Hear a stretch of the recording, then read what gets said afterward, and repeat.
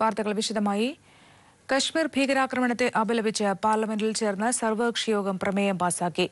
സുരക്ഷാ സേനയോടൊപ്പം നിൽക്കുന്നതായി പ്രമേയം. അതേസമയം ഇന്നത്തെ യോഗത്തിൽ പ്രധാനമന്ത്രി പങ്കെടുത്തില്ല. പ്രധാനമന്ത്രിയുടെ നേതൃത്വത്തിൽ എല്ലാ പാർട്ടി നേതാക്കളെയും ക്ഷണിച്ച് യോഗം ചേരണമെന്ന് കോൺഗ്രസ് ആവശ്യപ്പെട്ടു. രാജ്യത്തിന്റെ വിവിധ ഭാഗങ്ങളിലുള്ള കശ്മീരികൾക്കും മുസ്ലിങ്ങൾക്കും സുരക്ഷ ഉറപ്പുവരുത്തണമെന്ന് ഇടതു പാർട്ടികൾ ആവശ്യപ്പെട്ടു. പാകിസ്ഥാനുമായുള്ള എല്ലാ നയതന്ത്ര ബന്ധവും വിച്ഛേദിച്ച് പാകിസ്ഥാനിലെ ഇന്ത്യൻ ഹൈക്കമ്മീഷണർ അജയ് ബിസാരിയ മടങ്ങിയെത്തി. ജെയ്ഷെ മുഹമ്മദ് സ്ഥാപകൻ മസൂദ് അസറിനെ രാജ്യാന്തര തലത്തിൽ ഭീകരനായി പ്രഖ്യാപിക്കാൻ ഇന്ത്യയെ പിന്തുണയ്ക്കാമെന്ന് അമേരിക്ക അറിയിച്ചു. ജമ്മുകശ്മീരിൽ അതിർത്തിയിൽ പാകിസ്ഥാനും ഒരുങ്ങുന്നു. സൈന്യത്തിന് പാകിസ്ഥാൻ ജാഗ്രത നിർത്തി സന്ദേശം നൽകി. അതിർത്തിയിലെ സുരക്ഷ ഇന്ത്യയും ശക്തമാക്കി. അതേസമയം രജൌറി ജില്ലയിൽ തീവ്രവാദികൾ സ്ഥാപിച്ച ബോംബ് നിർവീര്യമാക്കുന്നതിനിടെ പൊട്ടിത്തെറിച്ച് ഒരു മേജർ കൊല്ലപ്പെട്ടു. നിലവിലെ സ്ഥിതിഗതികൾ വിലയിരുത്താൻ കേന്ദ്ര ആഭ്യന്തരമന്ത്രി രാജ്നാഥ് സിംഗിന്റെ വസതിയിൽ ഉന്നതതല സുരക്ഷാ യോഗം ചേർന്നു. ആക്രമണത്തിന് പിന്നിൽ പാകിസ്ഥാനാണെന്ന ഇന്ത്യയുടെ വാദം പാകിസ്ഥാൻ വിദേശകാര്യമന്ത്രിയും സെക്രട്ടറിയും തള്ളി.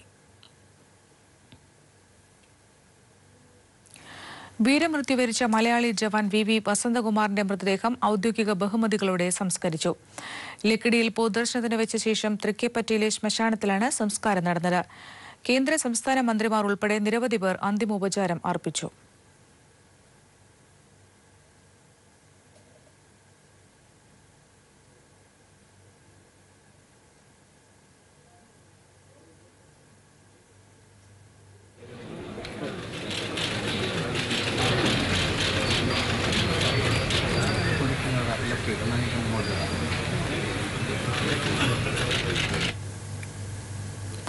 മോദി ഭരണം ആരംഭിച്ച 2014 മുതൽ ഇതുവരെ 110-ലേറെ സൈനികർ ജമ്മുകശ്മീരിൽ കൊല്ലപ്പെട്ടു.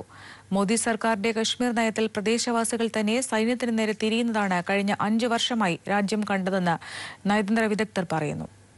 പുൽവാമ തീവ്രവാദി ആക്രമണം മോദി സർക്കാരിന്റെ കശ്മീർ നയത്തിലെ പരാജയമാണെന്ന് CPM പോളിറ്റ് ബ്യൂറോ ചൂണ്ടിക്കാട്ടി. ദുബായിൽ നടക്കുന്ന ലോക കേരള സഭയുടെ മിഡിൽ ഈസ്റ്റ് സമ്മേളനം സമാപിച്ചു. പ്രവാസി ക്ഷേമത്തിനുള്ള നിരവധി ശുപാർശകളും ചർച്ചകളും ലോക കേരള സഭ വിലയിരുത്തി. ദുബായിൽ നിന്നും ജമാലുദ്ദീന്റെ റിപ്പോർട്ട് കാണാം. ഇന്നും ഇന്നലെയുമായി ദുബായ് ഇത്തിസലാത്ത് അക്കാദമിയിൽ നടന്ന ലോക കേരള സഭയുടെ മിഡിൽ ഈസ്റ്റ് സമ്മേളനം പ്രവാസ ചരിത്രത്തിൽ ഒരു പുതിയ അധ്യായത്തിനാണ് തുടക്കമിട്ടത്. പ്രവാസികളുമായി ബന്ധപ്പെട്ട നിരവധി വിഷയങ്ങൾ ഇവിടെ ചർച്ച ചെയ്യുകയുണ്ടായി. ലോക കേരള സഭയുടെ 7 സ്റ്റാൻഡിംഗ് കമ്മിറ്റികൾ തയ്യാറാക്കിയ 48 നിർദ്ദേശങ്ങളിൽ നിന്ന് തെരഞ്ഞെടുക്കപ്പെട്ട 10 നിർദ്ദേശങ്ങളാണ് ഇവിടെ പ്രധാനമായും ചർച്ച ചെയ്തത്. പ്രവാസികളുടെ ക്ഷേമം, പ്രവാസികളുടെ സാമൂഹ്യ സുരക്ഷ, പ്രവാസികളുടെ പുനരധിവാസ പദ്ധതി തുടങ്ങിയവുമായി ബന്ധപ്പെട്ട ചർച്ചകളാണ് ഇവിടെ നടന്നത്.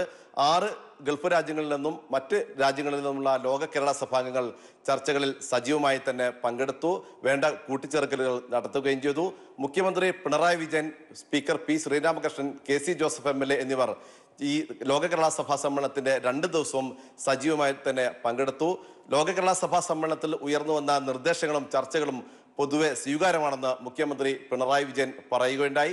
ചില നിർദ്ദേശങ്ങൾ നടപ്പാക്കാൻ കഴിയുന്നവയാണ്. ഇവ ഗൗരവമായി തന്നെയാണ് സർക്കാർ കാണുന്നതെന്നും അദ്ദേഹം പറയുകയുണ്ടായി. ഏതായാലും ലോക കേരള സഭാംഗങ്ങൾ നടത്തിയ ചർച്ചകൾ വൃഥാവിലാവില്ല എന്ന ഉറപ്പാണ് മുഖ്യമന്ത്രി പിണറായി വിജയൻ ലോക കേരള സഭ അംഗങ്ങൾക്ക് നൽകിയത്. ഏതായാലും പ്രവാസ ചരിത്രത്തിൽ ഒരു പുതിയ അധ്യായത്തിന് തുടക്കമിട്ടുകൊണ്ട് തന്നെയാണ് പ്രവാസികളുടെ പ്രശ്നങ്ങൾ ചർച്ച ചെയ്യാൻ സമഗ്രമായ ഒരു വേദി ഒരുക്കിക്കൊണ്ട് തന്നെയാണ് ലോക കേരള സഭയുടെ മിഡിൽ ഈസ്റ്റ് സമ്മേളനം സമാപിച്ചത്. വാർത്തകൾ തുടരുന്നു. LDFന്റെ കേരള സംരക്ഷണ യാത്ര പുരോഗമിക്കുന്നു. കോടിയേരി നയിക്കുന്ന തെക്കൻ മേഖലാ ജാഥയ്ക്ക് 3ാം ദിനം തിരുവനന്തപുരം ജില്ലയിലെ വിവിധയിടങ്ങളിൽ മികച്ച സ്വീകരണമാണ് ജനങ്ങൾ നൽകിയത്. ജാഥ നാളെ കൊല്ലം ജില്ലയിൽ പ്രവേശിക്കും. മോദി വീണ്ടും അധികാരത്തിലെത്തിയാൽ രാജ്യത്തെ ഭരണഘടനാ സ്ഥാപനങ്ങൾ ബാക്കി ഉണ്ടാകില്ലെന്ന് സീതാറാം യെച്ചൂരി പറഞ്ഞു. ലോക്സഭാ തെരഞ്ഞെടുപ്പിൽ BJP വിരുദ്ധ വികാരം കേരളത്തിൽ പ്രതിഫലിക്കുമെന്നും യെച്ചൂരി പറഞ്ഞു. കാനം രാജേന്ദ്രൻ നയിക്കുന്ന വടക്കൻ മേഖലാ യാത്ര കാസർഗോഡ് ഉപ്പളയിൽ ഉദ്ഘാടനം ചെയ്ത് സംസാരിക്കുകയായിരുന്നു സീതാറാം യെച്ചൂരി. കോഴിക്കോട് ചോറോട് പഞ്ചായത്ത് ഭരണം LDFന്. UDF RMP സഖ്യത്തിലുള്ള ഭരണസമിതിക്കെതിരെ LDF കൊണ്ടുവന്ന അവിശ്വാസം 8-നെതിരെ 11 അംഗങ്ങളുടെ പിന്തുണയോടെ പാസായി. ഭരണസമിതിയിലെ 1 അംഗത്തിന്റെ വോട്ട് അസാധുവായി. ലോക്സഭാ തെരഞ്ഞെടുപ്പിന് മുൻപ് കോൺഗ്രസുമായി യാതൊരു സഖ്യവും ഉണ്ടാക്കില്ലെന്ന് ജനതാദൾ ദേശീയ അധ്യക്ഷൻ എച്ച്.ഡി. ദേവഗൌഡ. ചില സംസ്ഥാനങ്ങളിൽ ഇപ്പോൾ സഹകരിക്കുന്നുണ്ടെങ്കിലും തെരഞ്ഞെടുപ്പിന് ശേഷമേ സഖ്യത്തെക്കുറിച്ച് ചിന്തിക്കാനാവൂ. തീവ്രവാദി ആക്രമണത്തിനെതിരെ സർക്കാർ എടുക്കുന്ന നടപടികൾക്ക് പൂർണ്ണ പിന്തുണയെന്നും ദേവഗൌഡ പാലക്കാട് പറഞ്ഞു. കേന്ദ്ര സർക്കാരിനെതിരെയുള്ള വിധിയെഴുത്താവും തെരഞ്ഞെടുപ്പ്. മോദി സർക്കാർ കർഷകരെ ഉൾപ്പെടെ വഞ്ചിച്ചു. ഇതിനുള്ള മറുപടി ജനം നൽകും. ഇനി തെരഞ്ഞെടുപ്പിൽ മത്സരിക്കാനില്ല എന്നും ദേവഗൌഡ പറഞ്ഞു. ജനതാദൾ ലോക് താന്ത്രിക് ദൾ ലയനം ഇപ്പോൾ ചിന്തിക്കുന്നില്ല എന്നും അദ്ദേഹം പറഞ്ഞു. കണ്ണൂർ കൊട്ടിയൂരിൽ പ്രായപൂർത്തിയാകാത്ത പെൺകുട്ടിയെ പീഡിപ്പിച്ച കേസിൽ ഫാദർ റോബിൻ വടക്കഞ്ചേരിക്ക് 3 വകുപ്പുകളിലായി 20 വർഷം വീതം കഠിന തടവും 3 ലക്ഷം രൂപ പിഴയും. തലശ്ശേരി പോക്സോ കോടതിയാണ് ശിക്ഷ വിധിച്ചത്.